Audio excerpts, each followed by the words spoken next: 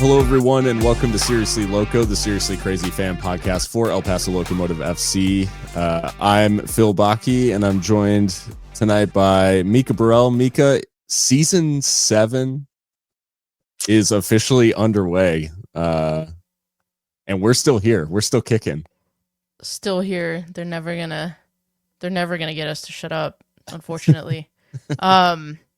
Lucky number 7, I hope. But yeah, no, it's crazy. It's crazy how long we've been doing this and how long the club has existed now. I mean, getting up to that, first decade mark. But yeah, it's good to be back, Phil. Good to be back on the mics, of course. How you feeling? Feeling good. Better than I could say for last week. I watched this game on a tablet in my bed. That's how down bad I was over this weekend. I know how that is, where you're like, I have to watch this on a device because I need to be like laying on my side. I wasn't even able to watch this on my TV. Right. Yeah, it was I was riding the struggle bus. But aside from that, no, I'm feeling much better now, and yeah, I'm ready to dive into some Locomotive, which shockingly of my two teams had the better result more recently, which I couldn't say for Locomotive basically all of last season. But yeah, the Liverpool crashing out of the Champions League, so yeah. The less said about that, the better. But one of the wilder ties in recent memory, I think, PSG Liverpool. Enough for Wilmer Cabrera to name drop it in his post match.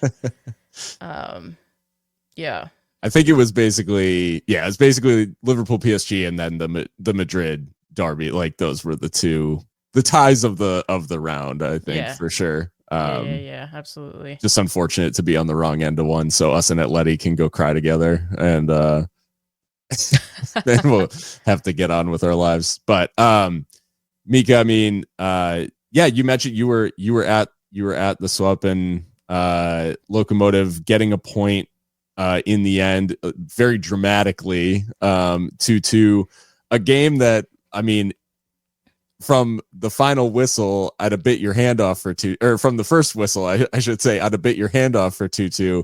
After that initial penalty was given away, it felt like maybe our worst fears were being realized. But I'm curious first, just your initial impressions of being back, home opener for season 7, and then the result itself.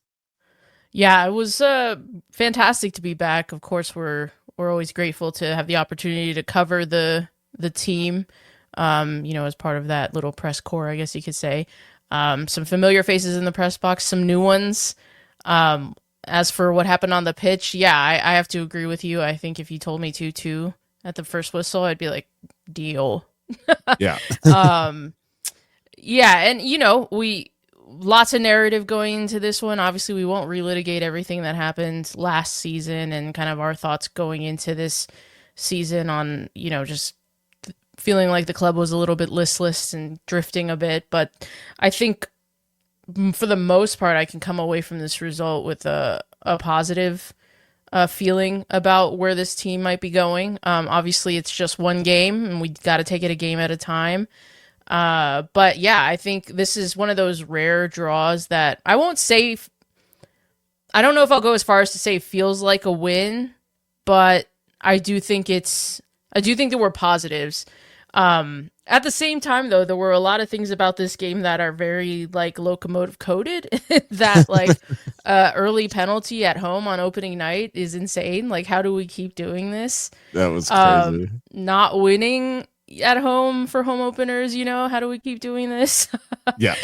One day we'll win on opening night, but it won't be this season. So yeah, I mean, you could have said, oh boy, here's another disaster, and it was disastrous in the first minute. But I thought the boys battled really hard.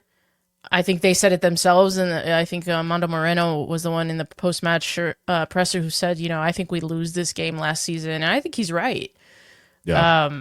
So yeah, I think lots to pick apart in this one for sure. Yeah, I picking up on something there. I think there was a definite cohesion, and I think we talked about, or actually we had a couple of comments on Twitter today, just saying like essentially that, which is it just felt more put together. It seems like the offseason has had a good impact. Like Wilmer getting a full preseason with this team is definitely something that they were crying out for.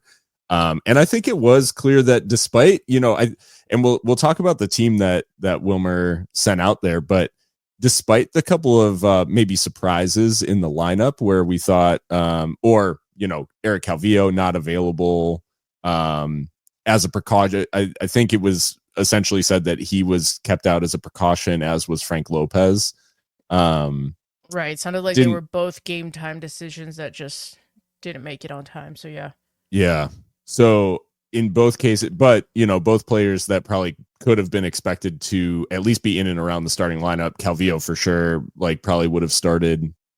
And despite the disruption, the team didn't look all that upset by it in terms of they seemed to still have a clear game plan, and it seemed like the players were ready to execute it. The team itself, obviously there were no surprises in goal. Jamali Wade is going to be selected as long as he is not on Jamaica duty. That is essentially that is just, you can pencil that in there from now on. But we went with I think it's probably worth mentioning the shape, because I would say this is essentially how we're going to line up most of the season. I think the squad is built around this specific lineup, which is this, some might call it a 5-2-3, some might call it a 3-4-3. I think maybe I lean towards the latter in terms of how it actually shapes up. But this back three of Akwe, Alfaro, and Ortiz, and then Coronado, and it was Frank DeRoma in there next to Coronado in that double pivot in midfield. The two wing backs of this time, it was Quezada out on the right. We thought it might be Memo Diaz. He comes on off the bench. And then Ricky Ruiz, who probably isn't going to get the shouts for man of the match because Moreno gets a goal.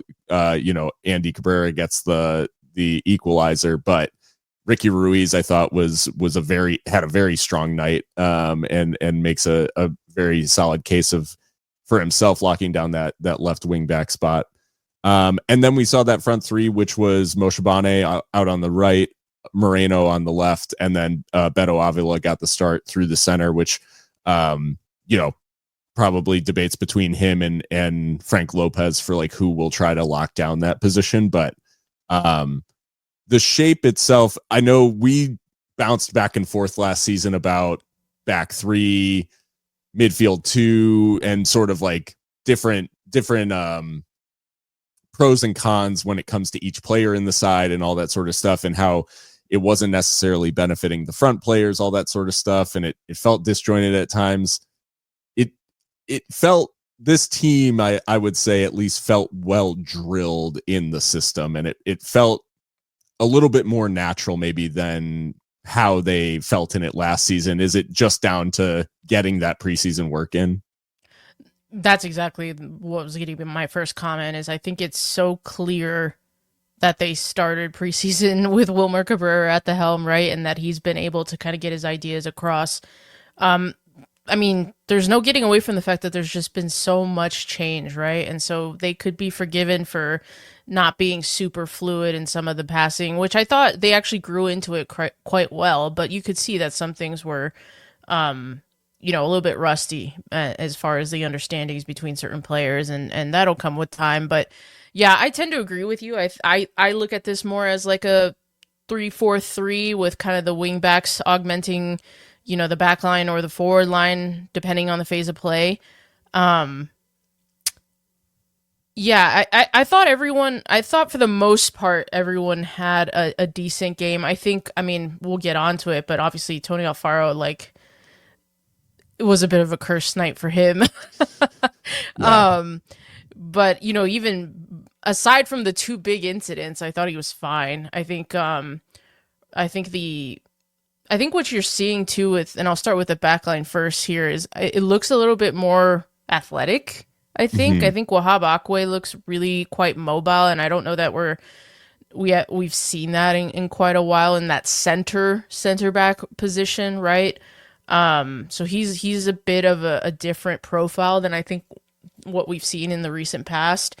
I thought he was strong on the night. Palermo Ortiz, I mean, obviously just so much experience, and I think that showed.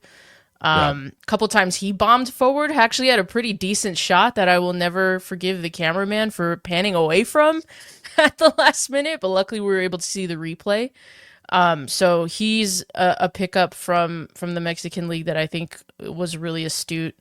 And then, like I said, Tony, I think, two really big incidents, but otherwise, I think fine. Midfield, I think midfield is where there's the most room for like experimentation, and possibly Hmm. this is not its final form. Just because, like you said at the top of the show, Eric Hovio not available, and I can't see him not being, a fixture in this team, being the captain and being a senior player and someone who's been here a couple years now. So I think if anything, he might share that role with Coronado. But again, Coronado is someone we've like literally invested money in, right? So Right. maybe that'll also play into kind of the selection. Daroma, I think he got the most cheers from the crowd, to be fair with his performance. He's a player. He's definitely a player. I was not familiar with his game literally at Yeah. all. Stands at just 5'4", but knows how to use that center of gravity well, drew a lot of fouls, got away from players really well, keeps the ball at his feet, really nice, tidy player, and went box to box, and I think did get an assist on the night. So he was impressive. And then, of course, this front line. I think this front line, too, if after midfield would be the place where we're going to see some experimentation, maybe with Lopez coming into the fold later as he gets healthy. But Moreno, I mean, Amando Moreno, this is his second season at the helm, at the club. And I think he looked really fit. He looked really energized. He looked really motivated. And I think a motivated Amando Moreno is one of the most dangerous players in the league. Hmm. And he spoke after the game about feeling more comfortable in El Paso, and also about, he's turning 30 this year, and he's becoming a bit of a leader in the dressing room. And I think you saw that on the pitch too, a lot more vocal than I've remembered him in the past. Hmm. And he admitted himself that he's not really had that kind of a role before, but that it's one that he's kind of trying to relish, right? And I think he was rewarded for a lot of his hard work. But yeah, overall, the team structure, while I didn't know what to expect, I was pleasantly surprised by how it worked, how organized it looked, and I think you said it. You were exactly on point. They do look well drilled, and that's a credit to Wilmer Cabrera and his staff. The well drilled thing was something that played out over the 90 minutes, because in the opening 30 seconds, it felt like, oh no, our worst fears are coming back to life, in that someone immediately found out how to unpack how to pick this team, the lock on this team, if you will, which is just play it into that space behind the fullback, and let a center back chase into an uncomfortable area. Tony Alfaro like loses the run of Marco Micheletto. Unfortunately, Micheletto brings the ball down, looks like he's about to cross, so Alfaro dives in.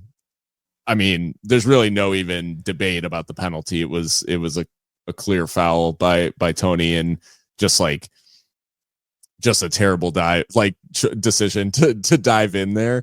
The and it felt like they've already found sort of the weak spot, and Micheletto dispatches the penalty. Those who hadn't seen over the offseason, yes, that is Marco Micheletto, who played for New Mexico last year, is in Colorado Springs. And it felt like the areas that we were maybe self-conscious about, and the area that we were most worried about coming out of this offseason, aside from just goal scoring, was hey, are our center backs in a position to be able to cover for our fullbacks when they get up the pitch? Because this was an issue under John Hutchinson. It was an issue under Brian Clairhout. It was an issue at the end of last season under Wilmer Cabrera, where you could just play the ball into that space behind our fullback and kind of have free reign. And it did feel like, oh no, it's happening again. For a Locomotive, it felt like a little bit of deja vu, unfortunately. Yeah, I mean, one could be forgiven for not even really being shocked by that, but more like rolling your eyes because it's something we've seen so many times. And fair play to Switchbacks. I mean, it's not a bad tactic, right? I think the group chat's reaction was just LMFAO, like a bunch. Literally, yeah. I mean, it's a psychotic challenge from Tony Alfaro. I think like he's never getting there, first of all. He's an experienced player, a player who's played in MLS, won things at MLS level, if I'm not mistaken. And you know, you do expect better from him in that situation. And maybe the moment got to him. I don't know. What I will say, and yes, Micheletto, it's a nice finish. He sends Jamali Waite the wrong way. I actually think Jamali, it's interesting because usually keepers will try to cheat and react early. I think he actually reacts late. Yeah. It's a little bit of an odd piece of goalkeeping, but I mean, it's a penalty. So, you know, the XG on that is like 1. So, you know, Micheletto dispatches it fine. He's becoming a bit of a thorn in the side of El Paso Locomotive because I think he scored his debut goal against us with New Mexico United, if I'm not mistaken. His first goal for New Mexico. I think came so. Against us. He did score against us last year for sure. If I'm not mistaken. Or maybe that could be completely wrong because now that I think about it, it might have been towards... No, I think it was like in April sometime. So he's a terror. And I actually am really surprised New Mexico didn't hold on to him because he's a tricky customer. And I think really it's obviously a disastrous way to start. But what I will say is Colorado then tried to spam the ball over Alfaro a couple more times, and I do think we wised up. Yeah. Which is not something that we saw last season. I think we were a lot more naive about mistakes and letting them happen again. So I do have to give credit to Tony for that, and to, you know, Ruiz, I think, was on that side. You know, tracking that and trying to first of all not lose the ball in that area, but second of all to be aware of the danger over the top. So yeah, it's a terrible way to start, but I do think we responded. Well, I wanted to support your facts on both of those things because you were correct on the two things that you said. So Tony Alfaro did win the 15-16 MLS Cup with Seattle Sounders. Yep, there we go. So he did win that, and Marco Micheletto got his first goal and first assist for New Mexico United against El Paso in the derby in Albuquerque. That horrible 3-2 game that Locomotive led with.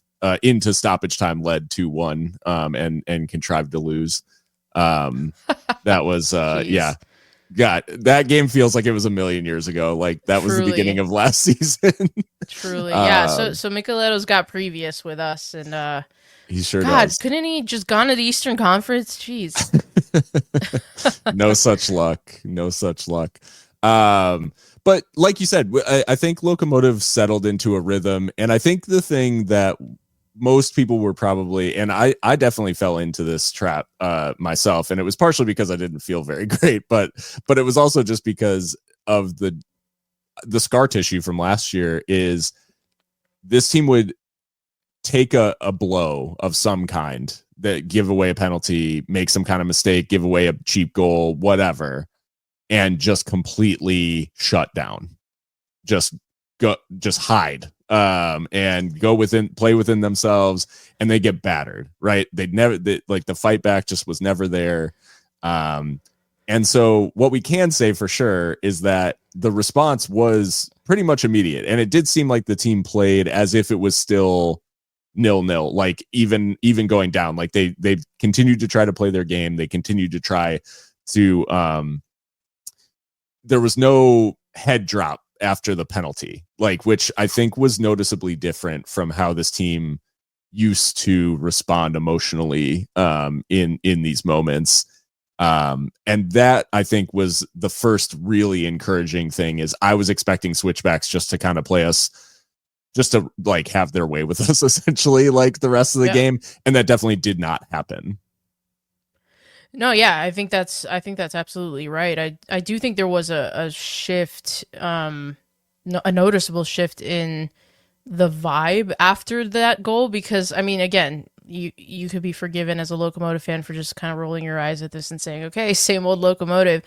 But they did try to put their foot on the ball a bit more. I think they cut out a lot of those silly errors that were leading to those kind of situations as the first half progressed, I'll say. What I will say though, and I don't mean to denigrate Locomotive's effort, but I will say that I was surprised that Colorado Springs is, how do I say it? Their football was not very sophisticated. No. Lots of fouls, trying not to let us get into a passing rhythm, which is fine. Like, that's a legitimate and valid tactic, but I did expect a little more sophistication from the reigning USL champions, and they looked like they just wanted to make the game a slog, and they come away in the first half with 4 yellow cards, right? And so I was surprised by that, because I think the way to, in the past at least, to beat this Locomotive team is keep the ball on the ground and keep the pressure high and play football. Mm-hmm. Yeah. You know, you don't have to, I'll say, resort to like kicking us, really. That's not really even necessary. But they did kind of go that route, and I thought that was really interesting. But I guess shout out to the referee, though, because he was on it. I was going to say, yeah. Yeah, Elio Araguin, I think, was the referee's name. And I did want to give that shout out. There was a level of sophistication. For number one, I think he called a great game, and one of the better matches I've seen called probably in USL period, because there was in the big moments, got the decisions right. And very little controversy in that way. But the level of sophistication was even like a level up, because at one point, Daroma, you had called out, like, in our group chat, hey, Daroma's getting fouled like crazy. Like, he's getting kicked like every single time he gets the ball, and they're really breaking up our play. Well, the referee also noticed, and actually after probably like the fourth time or so, like, that Daroma had gotten fouled in a quick succession, it was kind of clear that Switchback's plan was, hey, as soon as he gets on the ball, just foul him. Don't let him turn in midfield. And the referee actually, like, blows for the foul, points around the field, and points to Daroma. And you'll see referees often, point to a player and say, hey, one more foul and it's a booking. If you commit another foul. But he was actually pointing to Daroma and says, next person that fouls him is getting a booking. And it was actually, I think the first yellow of the game came on the next foul against Daroma, and the referee actually, because the player was acting shocked, like, I haven't done, what have I done, like, to deserve this, essentially? And he's like, you fouled him. And so he was actually, that is a level of sophistication that I haven't necessarily seen from pro referees at the USL level, I don't think, in recognizing a pattern of different players fouling the same player as a way to commit tactical fouls without getting a booking, and him essentially eliminating that as a strategy, which I thought was great. And Daroma certainly, like, enduring the 90 minutes while getting just absolutely kicked the whole game.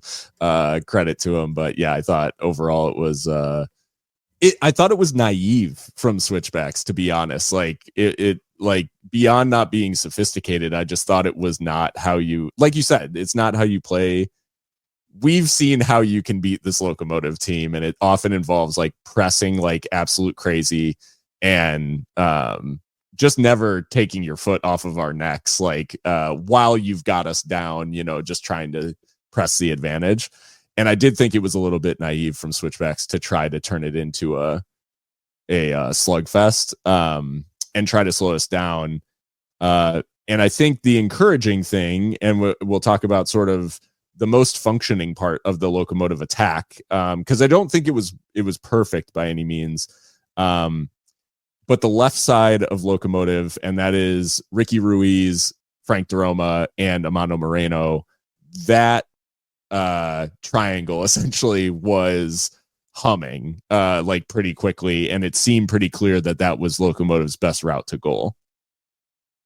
Yeah. I mean, that side was functioning really well. I thought, again, to Amando, like, he just looks really fit and like really motivated. He kept finding the space, going in through, beating his man. He had that one chance in the 15th minute where he's through on the left side, sits Laquad down, who's one of the better fullbacks in the USL Championship for my money, and then pulls the shot wide, and it ends up being called offside. I think it was pretty clearly offside. But I do like that he was able to see that play through all the way, and they didn't stop it automatically on the offside, because I think he just kept gaining confidence every time he was able to find that space on the left wing. Ruiz, he's really good at that like scoop pass kind of, or that first time like over the top, kind of trying to give Colorado Springs kind of a taste of their own medicine with the trying to clip over our guys. So I enjoyed that from Ruiz, and he's a real athlete too, can really move about the pitch.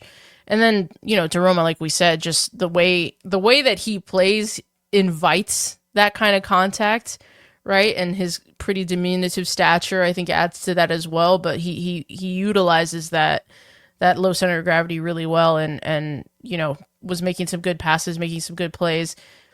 I could tell that he wants to be one of the guys, one of the dudes in this squad, right? Because there was the one point, I think in like the 20th minute, where he just took the ball right out of the sky and then just dropped the shoulder on someone, shimmied right away. That got a big ooh from the crowd. Like, I think he enjoys that aspect of the game, the kind of the entertaining, aspect of it. And so yeah, that side was good, and I think it eventually, it does pay with Moreno, DeRoma and Moreno combining, to DeRoma's chagrin, for the goal. But yeah, that side does look fit and firing, and I think it'll improve from here. Not perfect, but can improve. Yeah. Let's talk about the goal before we get on to sort of the other side of the attack and maybe what didn't work as well for Locomotive. But we talked about that sort of combination, and the goal itself is from Switchbacks trying to play through that side rather than that side playing through Switchbacks necessarily. And the press from Locomotive was, I would say, not consistently that high. But in that moment, they sort of chose the exact right, whatever the key was for that press, or whatever the trigger was, it exactly worked, and created this big opening for Moreno, which he put away really well. Yeah, it's a really good, they set the trap, and like you said, they do whatever the key was, they activated immediately on it, and they pounced on Colorado Springs in a moment of vulnerability for them. And I think Amando, again, he finds his way through. DeRoma's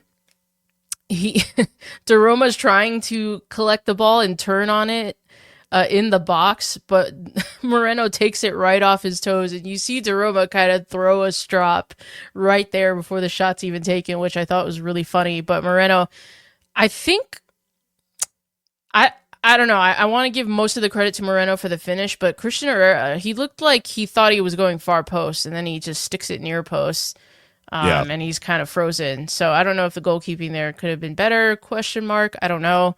But it is a really good finish from Moreno, and I'm glad that he was rewarded, because again, that was like the third or fourth time that he had gotten through.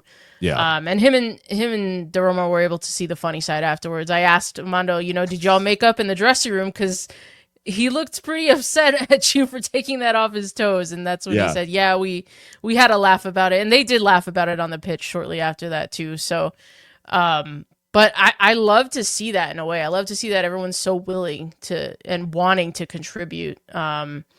But if it was going to be anyone, it was going to be Amando. Yeah. Yeah, you could definitely see Jeroma to kind of he's setting up to he wants to hit a curler like to the far post. And we didn't get to see, Jeroma's striking abilities in this one, but he definitely was lining one up, and Moreno just kind of swooped in and took it off his toes. I think, what glad for Amando that he puts it away, because I would not have wanted to see Jeroma's reaction if he had dragged it wide or something like that. He would have flipped out. But no, I'm glad that they could see the humorous side.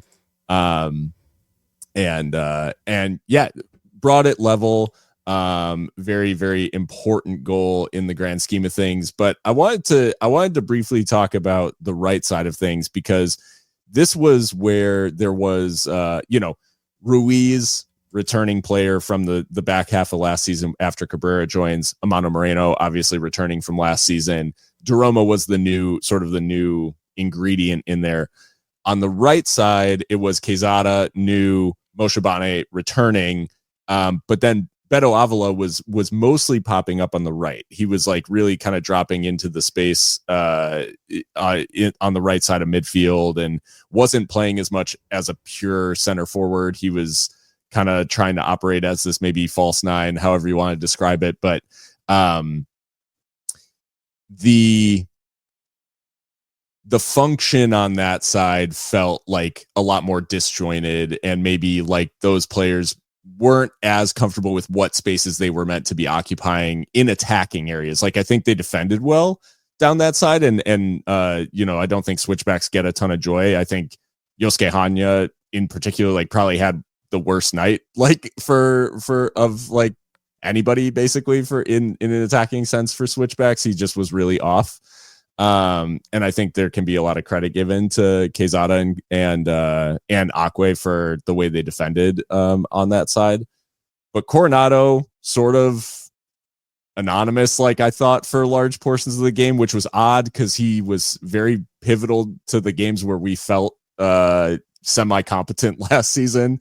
And him, Moshibane, Avila, and Quezada all sort of, it felt like they kind of blended together into sort of, not a ton was like happening down that side. Do you think it's just a matter of the Ruiz Moreno connection is just very natural, and you add in a pinch of Jeroma and it just like sort of all comes together, and it'll just take time for that right side to figure things out? Well, it's interesting because you saying, is it more natural between Ricky Ruiz and Amando Moreno? So a comment that Amando made after the game that I thought was really fascinating was that he said, when I had posed a question to him, like, do you think that you're becoming a leader in this dressing room? He said something along the lines of, something I didn't do as well last season, maybe that I'm trying to do now is tell my teammates how I play and what I expect.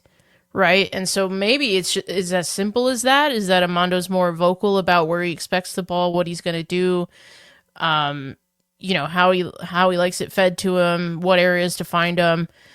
Toomey, I don't know. Toomey's never spoken at a press conference. I've never spoken to him ever. Yeah. I don't know that he's, as vocal on the pitch as Amando is. And then, add in the fact that side has a lot of new faces, and I think you can see where the disjointedness might come from. And to me, in his defense, I think last season, like, we had no idea what position he was meant to be playing. Yeah. And so it might just take him a bit to get back into the swing of being an actual, like, forward or a wide player, or however you want to call it. Because I didn't think that he was bad. He just wasn't as effective.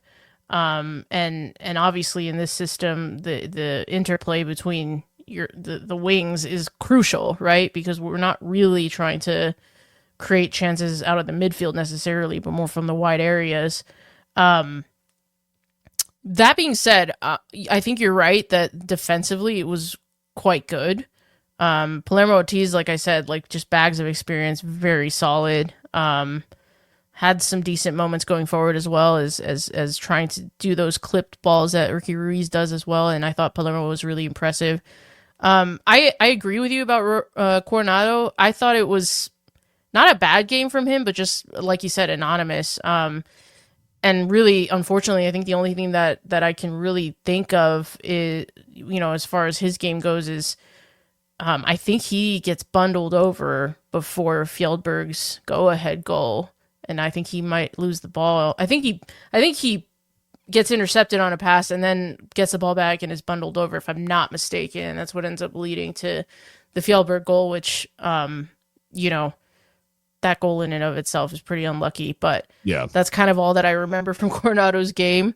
And I think, too, like, expanding from just the right side of the pitch into the midfield, I think that is where this system is a little bit fraught, is that with just two men in midfield, it's very easy to get outnumbered. Yeah. And I think we saw that a couple of times. And I think, like you said, the referee was right to say, hey, like, the rotational fouling under Roma needs to stop. I'm carding all of you. It did stop. And then they started kind of targeting Coronado, but they held off enough not to get any more bookings. So right. Just something to keep an eye on, I think. But I think, though, to your point about the right side, you found something pretty interesting as far as the analytics and, like, the passing map goes that kind of shows literally what the problem was, right? Yeah. So I have to give a shout out to USL Stat on Blue Sky. I did not find them on Twitter. I don't think they're on Twitter, but so USL Stat or USL Analytics is their, like, whatever name, not their handle. USL Stat is their handle. But it's just like, it just compiles a lot of different statistics and pass maps and different things for every USL game. That's the Championship, League One, the Super League. Like, it does it all, which is pretty cool. But the pass map for Locomotive, which is essentially shows, like, it has a diagram, and you guys can check our Twitter, like, for the I posted a picture of this. If you haven't seen it, you can see on a recent tweet that it's up there.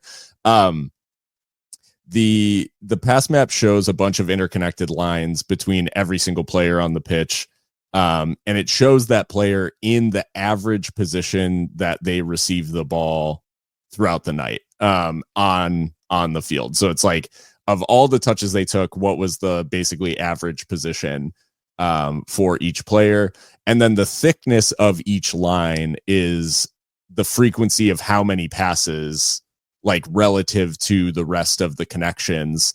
What were the most frequent combinations? So, for instance, you can see that, like, one of the thickest lines is Jamali out to I guess that's Alfaro, who is playing on the left side of the back three, and Tony's thickest line is to Ricky Ruiz, which is, like, an obviously, that's clear, like, how our buildup is. And then Ricky, his biggest connections are to Alfaro, Roma, and Amando Moreno. And this is where it basically shows how the left side was very functional, where the right side maybe wasn't. And you can see on the left side, there's this very clear structure of call it a diamond, I guess, that starts with Amando Moreno at the very top of the diamond. And then the two sides of the diamond are Roma and Ricky Ruiz. And the bottom of the diamond is Tony Alfaro. And that's a very, like, functional passing shape that just shows that, like, Amando was in advanced positions on the field, and Ricky and Frank were in their midfield positions that they are supposed to be in, and Tony was in defense.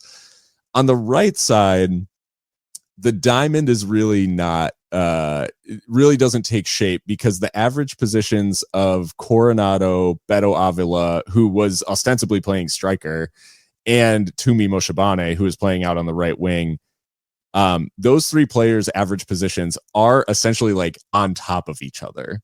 Yeah. Which suggests that there was a little bit of dysfunction just in terms of, like, Toomey should have been receiving the ball in positions closer, more parallel, I guess, to Amando in terms of like how far forward he is when he receives the ball. So Toomey was receiving the ball too deep. Beto was receiving the ball too deep. And it was essentially, I think this is part of the reason that we feel Robert Coronado was anonymous, because if two forwards are also receiving the ball in your position, you're not really going to be able to do much with it. And it's there that the pass map actually becomes like a little bit strange, because while I believe Aquay was playing on the right side, and I think Palermo Ortiz was playing as the middle of the back three, if I'm not mistaken. They might have switched. They switched a couple of times. Yeah. So I'm not sure exactly like who they have as the center back versus the right center back. But whether it was Aquay or Ortiz, that connection on the right with Quezada was very strong. That was fine. Quezada's like in the right position, but I would say even Quezada is a little bit narrow in terms of like how he was versus Ruiz, he had, chalk on his boots the whole night because he's running on the touchline. Like he was that wide, like the whole game, it felt like. So anyways, it's a visualization. You guys can check out our Twitter to see the actual pass map for yourself, but it is a visualization that just shows that I think there is a little bit of figuring out, like a little bit of work to do to make sure that Toomey is receiving the ball like far enough forward to be effective. I would say Avila, for my taste, probably needs to be receiving the ball more centrally. Like even if he's dropping a little bit deeper and he's not meant to be playing as a traditional center forward, I'm fine with Toomey and Amando being the furthest forward players. But we already have Robert Coronado. Like Toomey and Beto don't also need to play on the right side of midfield. Like we need them doing other stuff. And I think there will be teams that do a better job of marking Amando and trying to limit what he does. There will be teams that double Amando. Like we will come up across against like different challenges this year. And so I think it was good that if it was going to happen, this was a game where it actually didn't hurt us that much because of how effective Amando was able to be like down the left side. But that right side of attack, I think I think it was partially not having played together and partially the positioning maybe not being as strong, or the positional sense maybe not being as strong on that right side versus how clearly the left side set out with a game plan and did it. Yeah, fair enough. So they go in level at halftime. I think like you said at the time that this was very important. And I think like it did set the game up, because if you think about going into halftime, just the psychological blow of going into halftime down 1-0, like that would have been, I think that would have been very different for this team to respond to than coming out 1-1, even the way that the second half goes. It is harder to see them scoring like 2 goals in the second half, I guess, just given this team's history of being a little goal shy. So it did feel important. But the second half started, I won't say flat, but a little bit, it was a little bit status quo for a while until Wilmer was really the first to pull the trigger on making a couple of changes. And he goes and makes a double change at fullback, actually. Yeah, was it he brought on, I think, Gabi Torres? Is that right? Yep. And Memo, yeah, who it's interesting because I think FOTMOB has Gabi Torres as an attacker, but I think he was pretty clearly playing as a wing back, if I'm not mistaken, right? And he is a wing back. Like that, he's been a left back for Phoenix forever. Yeah. So yeah. I thought actually that he was really, really good in his cameo. Did really well to keep the ball. His frame allows him to win aerial duels, which is something that I think in the first half maybe it went a little bit under the radar, but like we just were not winning second balls. Oh yeah. And I think that tightened up. I don't know if the stats bear that out, but it just felt like we had a better handle on those kind of duels. And then Memo, of course, making his homecoming. I mean, yes, he's from, the New Mexico, right outside of El Paso, but for all intents and purposes, a homecoming back to El Paso Locomotive, having, become, I think, the record appearance holder at Oakland Roost. So it's just kind of crazy how much time and development he's had now, having come back. And so, yeah, those two changes I thought were really good. I think it was good management too from Wilmer Cabrera to spare Ruiz, because I think he got carded, I think, and then he was I don't know, it just seemed like he was playing on the edge. So it was good management to kind of spare him, because I think that would have really been horrific if we lost a man to a second yellow card or a straight red. So that was good management, I think, from Wilmer Cabrera to replace Ricky Ruiz, who had a good game, and was just getting a little bit carried away with some of the challenges. So, is it Memo who has the cross for Andy Cabrera's header that is like miraculously saved? Like, oh my goodness, what a moment! That was that was the best save of the match, like by a distance. I have no idea how Herrera kept that out. Yeah, I mean, it was just absolutely insane. And that I kind of skipped ahead there, but that was the other later change, was in the 76th minute. Wilmer Cabrera brings on his son, Andy Cabrera, chopped all the hair off, looking a little bit more aerodynamic. Maybe that's why he's able to get to that header. That's not something we're used to seeing from him. And ultimately, I don't want to skip too far ahead, but he ends up helping us secure points. So I think with these initial subs, I do think that Wilmer shows his hand a little bit. Not only in that, I think the wingbacks in this system are going to be asked to put in like an insane amount of running, right? Like they're going to be doing the most running. They're going to, because they're involved in the attack. They have to defend the wide areas as well. So they are going to be up and down, and there are going to be a lot of like hard yards put in into those legs. So I think that played a part. I think you're right on the Ricky Ruiz thing as well, in terms of him just being a little bit maybe, and Quezada was carrying a yellow card from very early in the match. Right. Yeah, he was. So I do think it was a little bit of protection on both counts in terms of the booking. But I do think maybe Wilmer also showed his hand a little bit in, I think this is the position where he maybe is the most, I'd say central midfield too, because he's now got a bit of a conundrum with two spots for now. Daroma's like endeared himself. And if he wasn't thinking of Daroma as a starter, like he might be now.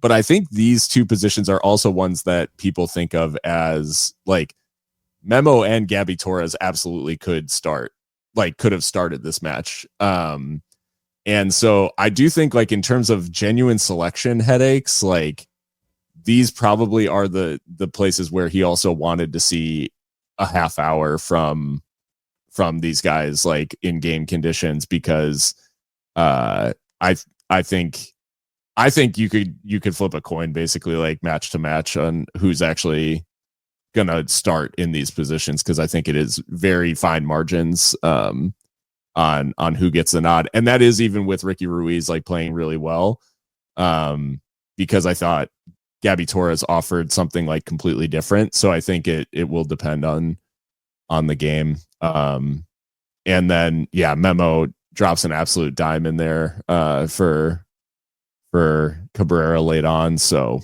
I think he's got a bit of a, more than anywhere else, like I would say this is what the position that you're gonna be playing a little bit of a guessing game each time he rolls out the team sheet. And I think that's a problem that a coach likes to have, right? Oh, for sure. Like a selection dilemma. Because I think, you're absolutely right. I think at the top of the match, we were like, whoa, Memo Diaz on the bench? Like, that's kind of wild. But I think you're right. There's a lot of quality in the wide areas that can be utilized. But no, you're right. I think Gabby Torres did offer something just like more presence, I guess, physically, able to tuck into the midfield and win those duels. And then, like you said, Memo with the absolutely insane cross really should have been an assist. Yeah. But yeah, no, you're right. And I don't remember much of Brian Romero's cameo. I know he comes on, but Ralph Faro. yeah, but and that was really kind of devastating too, because when you saw Tony come off right after conceding Yeah. the second, he was very disappointed. I think you could tell. So maybe that was a little bit of like sparing him as well, just any more calamities, because the Fjällberg could have been a winner, just grazes the back of his boot and goes in past weight. Yeah. And at that point we're thinking like, here we go. Yeah, let's talk about the Fjällberg goal, because it's we make the couple of changes, like Wilmer sort of makes the first move off the bench, and then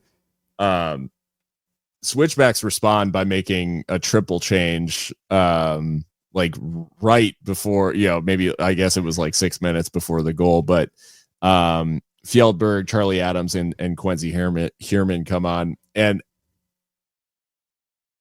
it was essentially like, even with the triple change, I was feeling like, man, I was expecting Switchbacks to maybe offer more threat. Was my immediate reaction was like, 3 changes, like that's a lot of fresh legs.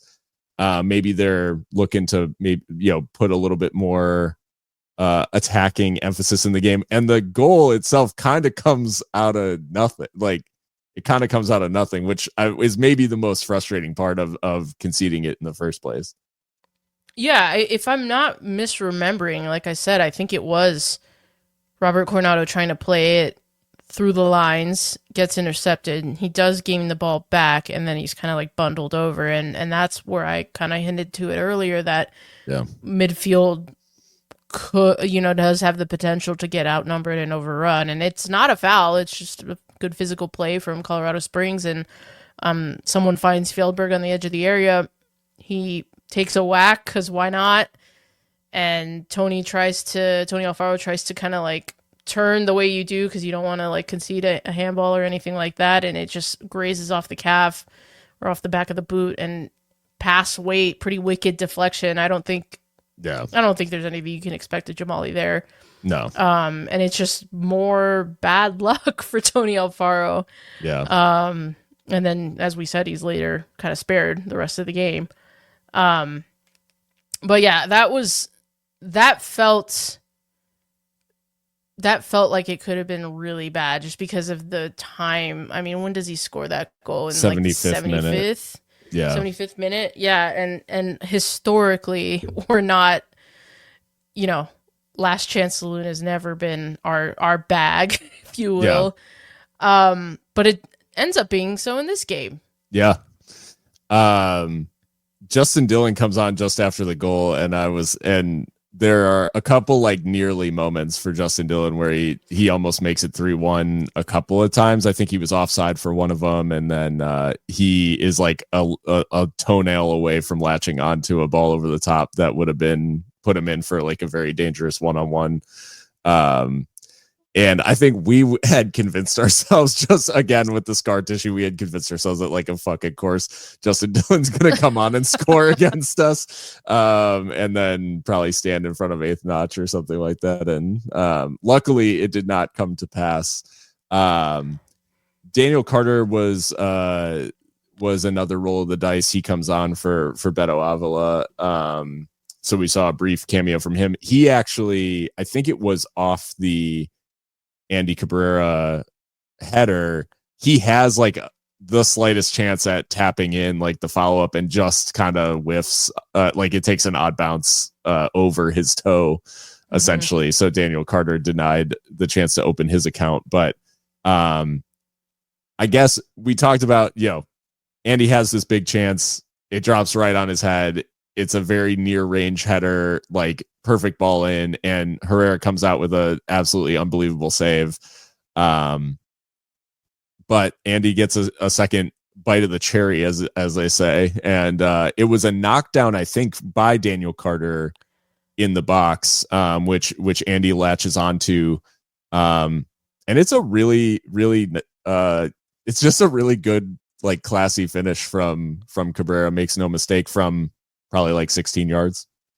Yeah, no, really good finish from junior, as it were, Andy Cabrera. I mean, that's a big call, right? You're down 2-1 at home opening night. Murmurs of nepotism last season with bringing him in. Like, let's just throw it out there, right? And that's a big call. And he finally opens his account for Locomotive. And so it's a great moment for the team, for him personally, obviously for his coach and father, Wilmer did make a joke after the match, like, someone had asked him, finally Andy scores, thoughts. He's like, it's about time. It's about time. Like, damn. It's a soccer dad right there. That's what, yeah. We've all been saying nepotism. Meanwhile, he's like, I hate getting signed by my dad. Like, this is the worst. I went to fucking Germany for a reason. Like, no, just kidding. Yeah, no, but yeah, it was a great finish, and I want to give a shout out to Gabi Torres again, because I think it's him with the pre-assist. I think he's the one that puts it into the area. Yeah. For Daniel Carter to then knock down and put in Andy's path to finish. And man, we left it super late. What was that, the 93rd minute? Yeah. And that was something too that I posed to Wilmer Cabrera is, we score at the death of the first half. We score at the death of the second half. Does this support your notion that the mentality of this team is changing? And he said, yeah, absolutely. We're not stopping. We're not letting heads drop. As long as the whistle hasn't gone, there's still an opportunity. And I think, we really showed that and rescued a point, which against the reigning USL champions, like we said at the top of the show, like, you tell us 2-2 at full time, we're taking that. Mm-hmm. Yeah. No, I think I think it was really encouraging, and it was so out of character from what we've come to expect the last couple of seasons that it caught me completely off guard. Like, I thought there's just simply no way that we're equalizing. Once it got past a certain point, it just felt like, yeah, we could play for a while and not score.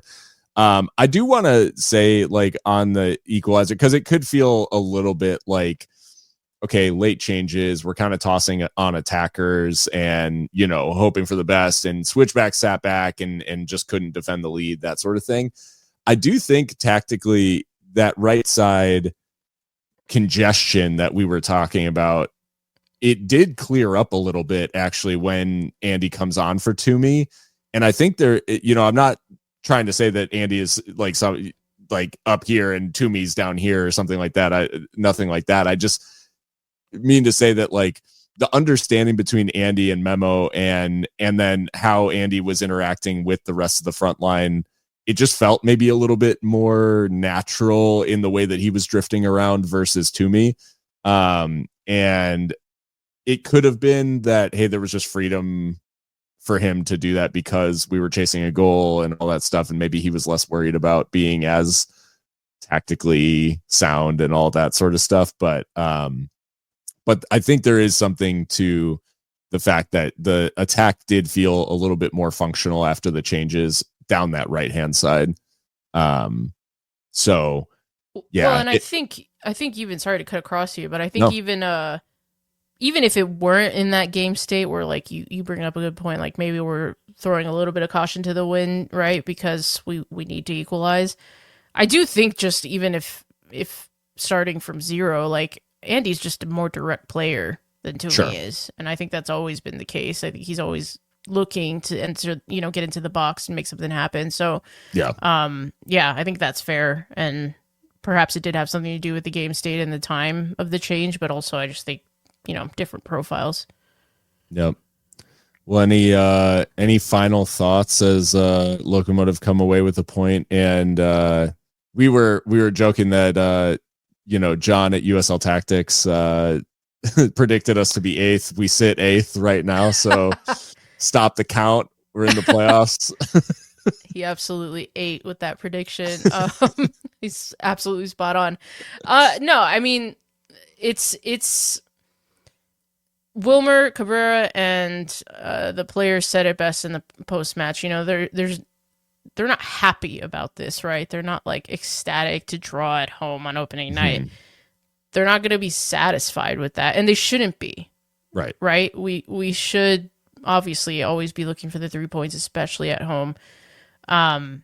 But I do think that you have to give them their flowers for battling back twice, right? Yeah. I mean, they never led at any point in this game, and you can Right. call that a negative, of course, but to come back, and I have to agree with Amando that I don't think we get anything out of this game last season. I think that is commendable, and I think there's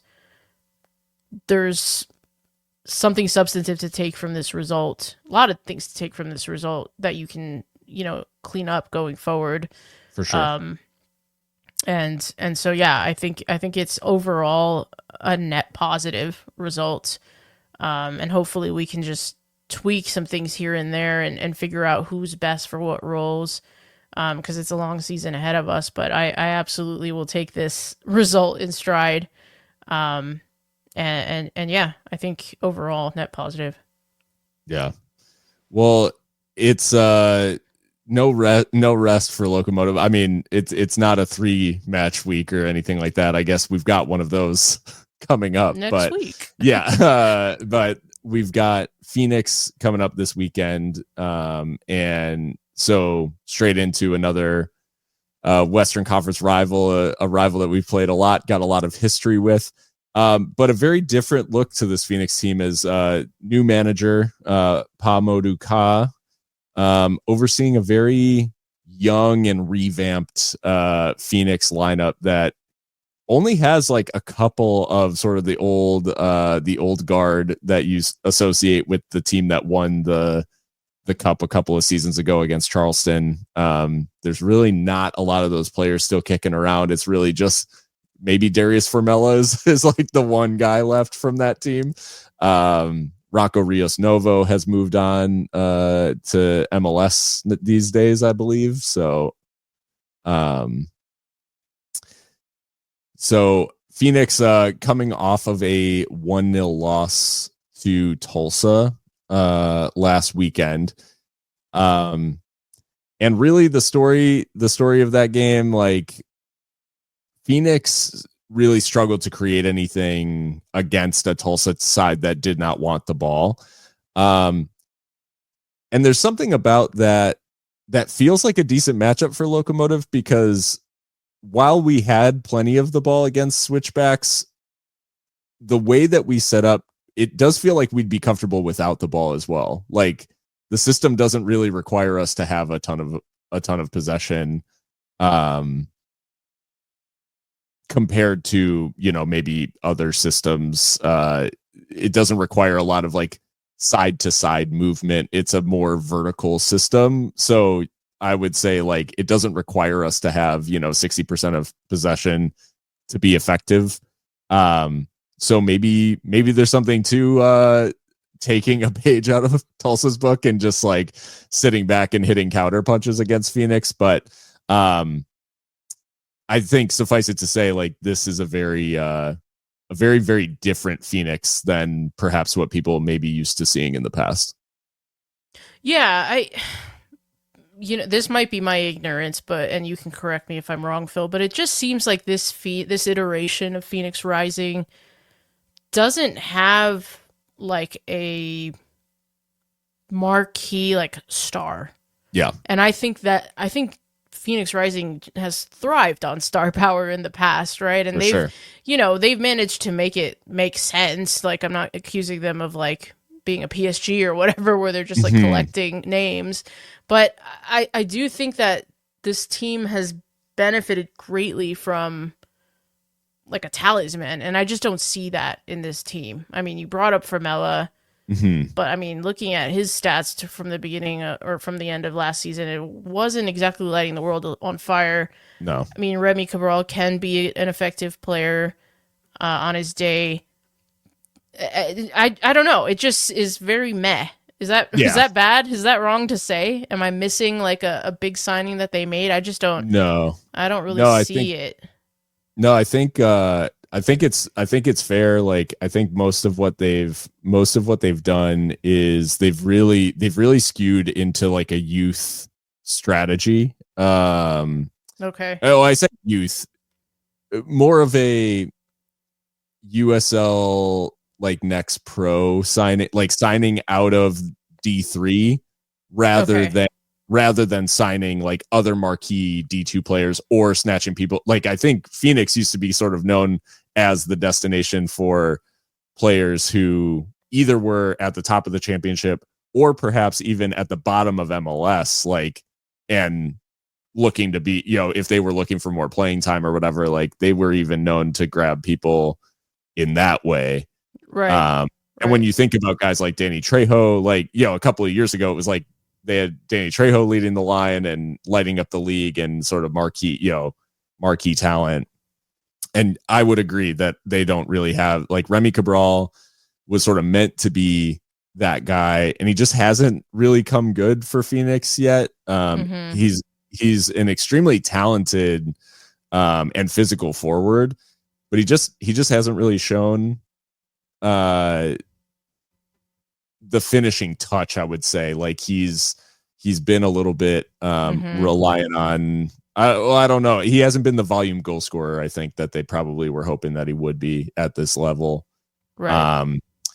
And then, most of what they've gone out and done business wise has been with other players from from sort of that D3 level, which I don't know if it suggests like a change in tack from ownership of maybe not shelling out in the way, or if it's just a philosophical thing and maybe these are the players that their new manager is like comfortable working with or feels has the like the ceiling to compete. But I would say this Rising team does not strike me as a like they're going to light the world on fire and go compete at the top of the West or something like that. I think honestly, like, their roster construction has been maybe closer to how Locomotive did business this offseason, where we targeted a lot of players from sort of MLS Next Pro or League One, I guess, like, more recently. So it is interesting because I would say it is philosophically very different from how we're used to thinking of Phoenix. Right. I mean, just scrolling through the roster, I mean, like, the only one, and again, this is my ignorance because I just don't follow Phoenix Rising like that, but the only name that I like jumps off the page is Harvey Neville because of his dad, right? Former England player Phil Neville. So, but from right back, I don't know that he's going to be pulling up many trees in Phoenix. So, it's a different era for Phoenix. Obviously, it's just one game, and they didn't manage to win. But I guess what's going in their favor is that they just have our number. I mean, like, we don't particularly get results against them. And so that kind of like institutional experience in playing us might be enough, right? Sure. So it's kind of hard to predict. You never know how it's going to go against Phoenix. I mean, it could be an absolute blowout 5-0 like we've seen. It could be tetchy 1-1. I mean, this is one of the more unpredictable fixtures, I think, in the Western Conference. And even more so this year, just because I'm not really sure what the identity of this Phoenix Rising is, apart from what you just told me, which is apparently, looking into the kind of like the D3 level to augment their squad. So, and with a new manager, I mean, that's a big job for him, trying to get Phoenix Rising back into the upper echelon of the league. So big matchup early on here. Yeah, I think I do like Locomotive's chances, just in the sense that the thing that's always traditionally scared me about Phoenix is the firepower, and the fact that they aren't scary in that way, in the same way. Right.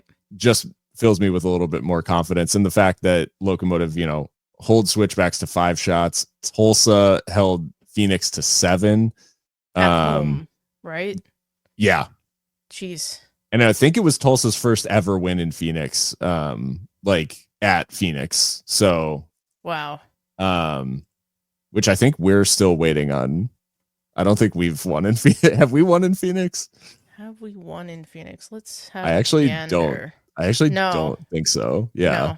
No, never. But this is at the swap, just so people aren't confused at home. But yeah, this one will be at home, so no chance to set that right yet. But we have never won in Phoenix. But it was Tulsa's first win in Phoenix, and they holding them to 7 shots despite them having like over 60% of the ball. It does make me a little bit hopeful that there is that this Phoenix team can be got at. Right. So they do play a 4-3-3. Mm-hmm. So it is a little bit more of a traditional shape.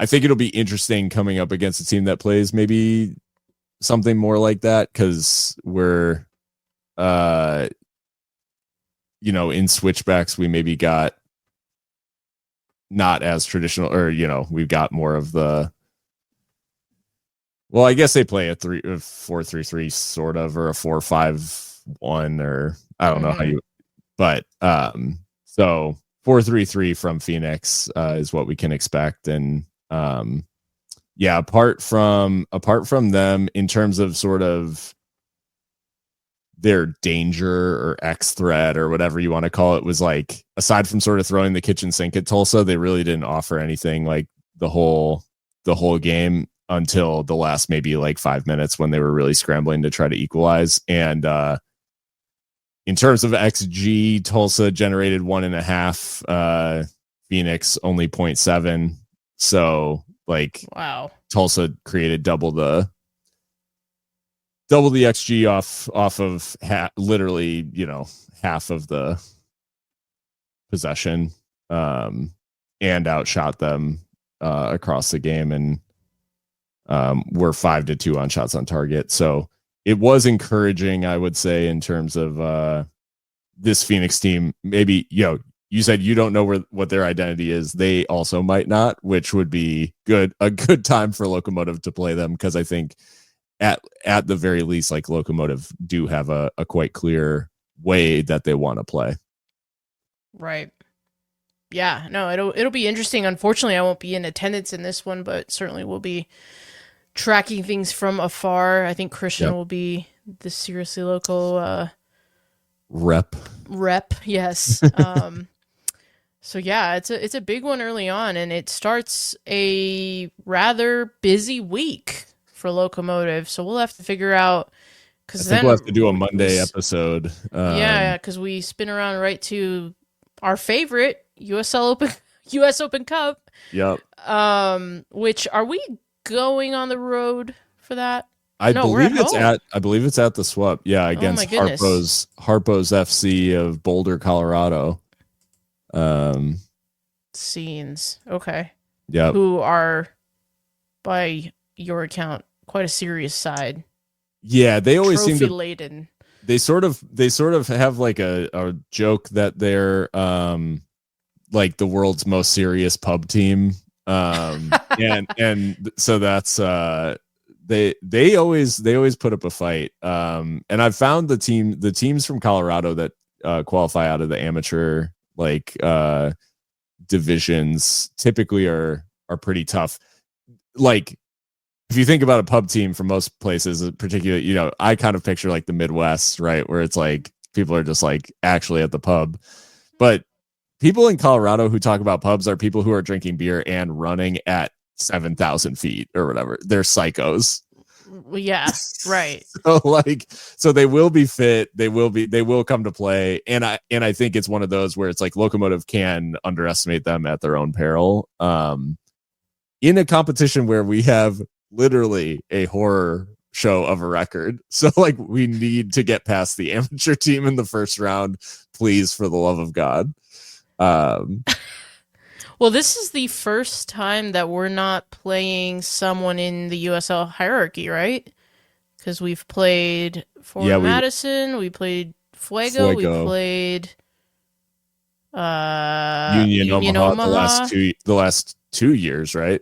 Yeah. We got knocked out by them twice. Yeah, so I think this is like our Yeah. on paper most like friendly competition, but in Yeah. reality might not be.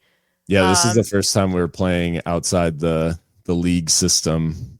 And then we go right up to Albuquerque after that. So Phoenix Open Cup Albuquerque, Phoenix Open Cup New Mexico is Champions, like, Phoenix Open Cup New Mexico. Like, what? Who made this schedule? Yeah.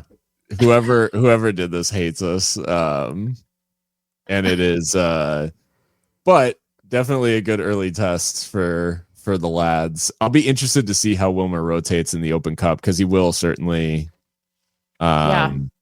which again does leave us vulnerable, right? There, if there's rotation, it does leave us open. Yeah.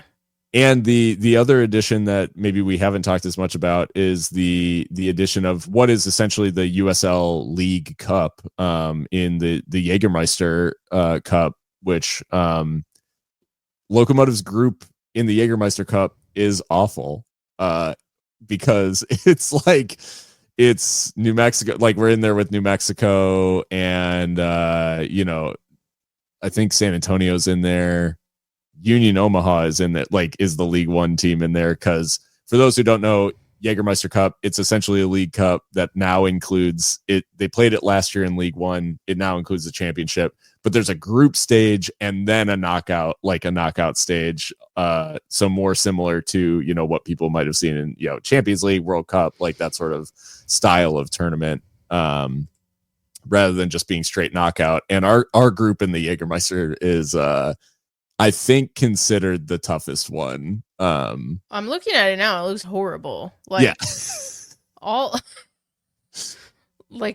of these teams, we could get it.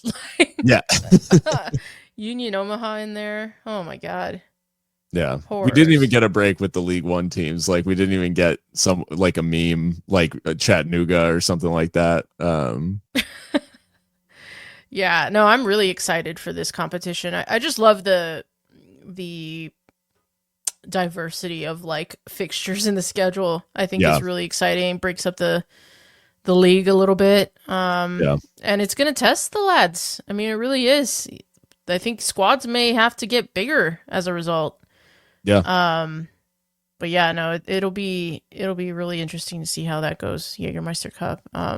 Plus, who doesn't love a cup competition sponsored by a giant alcohol brand and the the tagline of the tournament is "Take your shot."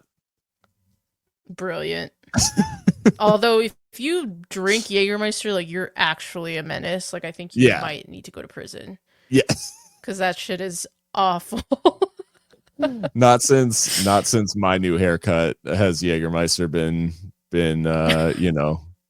I don't know if anyone else remembers that YouTube video, but the Jaeger bombs. Anyways, so I think that probably about wraps us up. But yeah, we will have more, I guess, on when we'll record next soon. I imagine we'll probably have to record on Monday to try to sneak one in before the Open Cup. And then we'll see if we can get one in between the Open Cup and the Derby.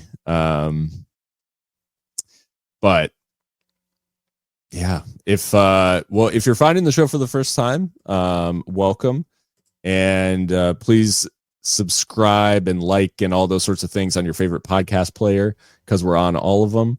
And also be sure to follow us on social media, where we are on the artist formerly known as Twitter still, primarily.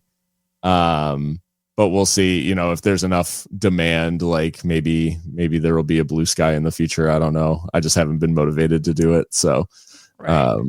But anyways, hope everyone has a good rest of the week, and up the Locos on Saturday against Phoenix. Up the Locos. All right. Until next time, stay loco.